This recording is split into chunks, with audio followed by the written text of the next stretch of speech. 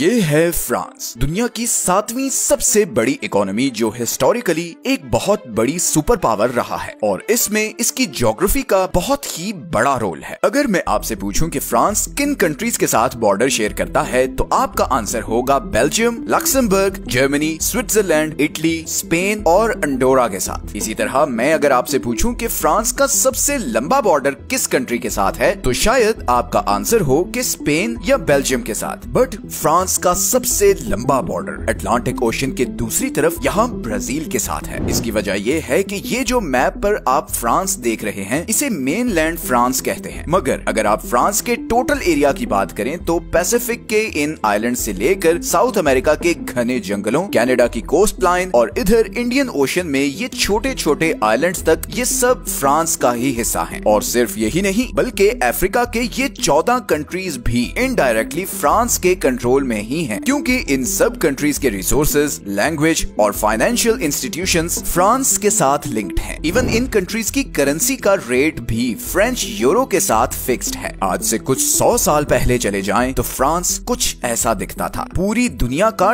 10% land area French empire के control में था। अफ्रीका से लेकर साउथ ईस्ट एशिया तक फ्रेंच एम्पायर का ही सिक्का चलता था। फ्रांस हमेशा से यूरोप का सबसे ज्यादा पॉपुलेशन वाला कंट्री रहा है। 17th सेंचुरी तक यूरोप में हर 5 में से 1 आदमी फ्रेंच होता था, लेकिन फिर वॉर्स और फ्रेंच रेवोल्यूशन में तकरीबन 20 लाख लोग मारे गए और फिर वर्ल्ड वॉर 1 में भी 12 से 13 लाख फ्रेंच मारे गए, जिसके बाद फ्रेंच पॉपुलेशन बहुत कम हो गई। और इसी का हल निकालने के लिए 1960s और 70s में फ्रांस ने इन आइलैंड से हजारों बच्चे किडनैप किए और उन्हें मेनलैंड फ्रांस लेकर गए ताकि अपनी गिरती हुई पॉपुलेशन को बूस्ट कर सके। खैर, फ्रेंच एम्पायर पर तो एक सेपरेट वीडियो में बात करेंगे। आज की वीडियो में हम देखते हैं कि फ्रांस की ज्योग्राफी ने उसे इतना अमीर, पावरफुल और डेवलप्ड कंट्री कैसे बनाया। फ्रांस अटलांटिक ओशन और मेडिटेरेनियन सी में घिरा हुआ वो अकेला यूरोपियन कंट्री है जिसकी 2 समुद्रों को एट अ टाइम एक्सेस है, एक नॉर्थ सी और दूसरा मेडिटेरेनियन सी। इस पर भी वीडियो में आगे चलकर मजीद बात करेंगे, बट पहले जरा ये देखते हैं कि मेनलैंड फ्रांस का बॉर्डर किस तरह के कंट्रीज के साथ है। अगर हम फ्रांस के पड़ोसी कंट्रीज का जीडीपी पर कैपिटा इस मैप पर मेंशन करें तो you will notice the wealth that is circulating around France. जब आपके पड़ोस में इतना पैसा सर्कुलेट कर रहा हो तो इसके इफेक्ट्स आप पर भी आते हैं। खैर, अब जरा फ्रांस की कोर ज्योग्राफी की बात करते हैं। सबसे पहले अगर हम फ्रांस की सदर्न साइड पर जूम इन करें तो यहाँ पर फ्रांस और स्पेन के बॉर्डर के बीच पिरेनीज माउंटेन रेंज है। इसी माउंटेन रेंज की वजह से फ्रांस को हमेशा से सदर्न साइड से एक नेचुरल प्रोटेक्शन मिलती है। 8वीं सदी में जब मुसलमानों ने स्पेन पर कब्जा किया तो उनका अगला टारगेट फ्रांस था और यहीं से वो आगे यूरोप तक जाना चाहते थे, मगर ये पहाड़ क्रॉस करना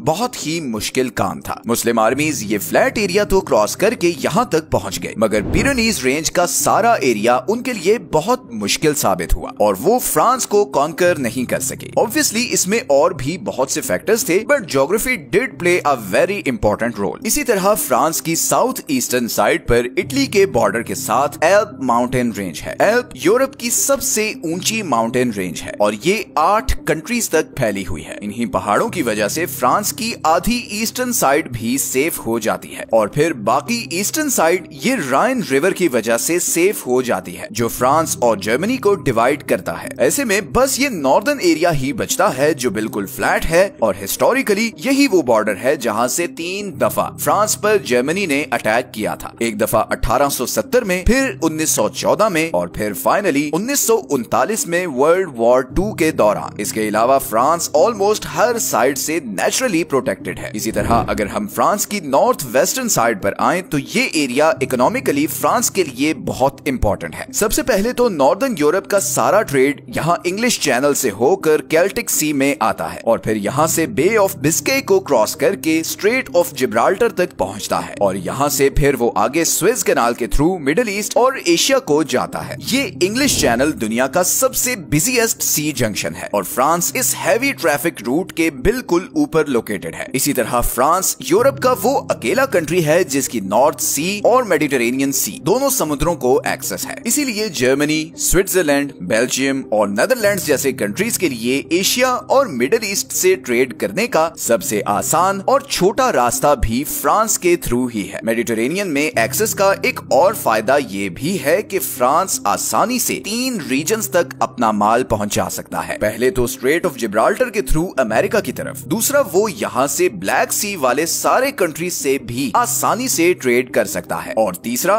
वो यहाँ स्विस कैनाल के थ्रू सारी ईस्टर्न और मिडिल ईस्टर्न मार्केट से भी ट्रेड कर सकता है। और इससे भी बड़ा एडवांटेज ये है कि वो एशिया और मिडिल ईस्ट से यहाँ सेंट लुइस पोर्ट पर आने वाला सारा माल आसानी से राइन रिवर के थ्रू फ्रांस के सेंटर और बाकी यूरोपियन कंट्रीज तक पहुंचा सकता है। इसी तरह फ्रांस की सारी वेस्टर्न साइड पर अटलांटिक ओशन है, जिसकी वजह से उसे नॉर्थ और साउथ अमेरिका तक भी डायरेक्ट एक्सेस है। अब अगर हम इंग्लिश चैनल की तरफ वापस आएं तो यहाँ फ्रांस की वेस्टर्न साइड पर ब्रिटेन है, दुनिया की 6ठी सबसे बड़ी इकोनॉमी। इन दोनों कंट्रीज ने आपस में ट्रेड को बूस्ट करने के लिए एक रेलवे टनल बनाया हुआ है जो यूके में फोक्सटन को लंदन और नॉर्दर्न फ्रांस में कैले से कनेक्ट करता है, और फिर यहाँ पर एक जबरदस्त रेल नेटवर्क है जो पेरिस तक जाता है। बेल्जियम से भी एक रेलवे लाइन यहाँ इस नेटवर्क से कनेक्ट होती है। तो इस तरह फ्रांस के थ्रू सेंट्रल यूरोप भी ब्रिटेन से कनेक्ट हो जाता है। फ्रांस का आखिरी जियोग्राफिकल बेनिफिट है उसका ये एक्सटेंसिव रिवर सिस्टम। फ्रांस के सारे दरिया उसके मेजर शहरों के साथ कनेक्टेड हैं, जिसकी वजह से यहाँ एक तो पानी की सप्लाई का कोई इशू नहीं होता, और दूसरा यहाँ सारी जमीन बहुत फर्टाइल है। इसी फर्टाइल जमीन की वजह से फ्रांस यूरोप का तीसरा सबसे बड़ा एग्रीकल्चरल एक्सपोर्ट्स करने वाला कंट्री भी है। इन्हीं रिवर्स की वजह से फ्रांस के पास यूक्रेन के बाद दूसरी सबसे बड़ी एग्रीकल्चरल जमीन भी है, and on top of this France का दूसरा सबसे बड़ा एनर्जी सोर्स भी इन्हीं रिवर से पैदा होने वाली बिजली है। तो ऑल इन ऑल ये सब फैक्टर्स मिलकर फ्रांस की ज्योग्राफी को बहुत ही आइडियल बना देते हैं। इवन अगर हम इन इंडियन ओशंस के आइलैंड्स की बात करें तो फ्रांस ने इन आइलैंड्स पर बहुत हैवी मिलिट्री प्रेजेंस मेंटेन की हुई है, और उसकी वजह यह है कि वो यहाँ से न सिर्फ अपने ट्रेड कंटेनर्स को प्रोटेक्ट करता है बल्कि मिडिल ईस्ट और साउथ ईस्ट एशिया में डेवलप होने वाली जियोपॉलिटिकल सिचुएशन पर भी कड़ी नजर रखता है। तो ये थे फ्रांस की ज्योग्राफी के बारे में कुछ अमेजिंग फैक्ट्स। अगर आपको ऐसी map, animated, geography related videos पसंद हैं, तो वीडियो के एंड में आपको Saudi Arabia, Turkey, Mexico, Mongolia, Spain और दूसरे बहुत से कंट्रीज की ज्योग्राफी से रिलेटेड प्लेलिस्ट का लिंक मिलेगा। वहां से आप ये सब वीडियोस देख सकते हैं। चैनल को सब्सक्राइब जरूर कर लें और कमेंट्स में टॉपिक भी सजेस्ट करते रहें। मिलते हैं नेक्स्ट वीडियो में एक और इंटरेस्टिंग टॉपिक के साथ। अपना ख्याल रखें। अल्लाह हाफिज।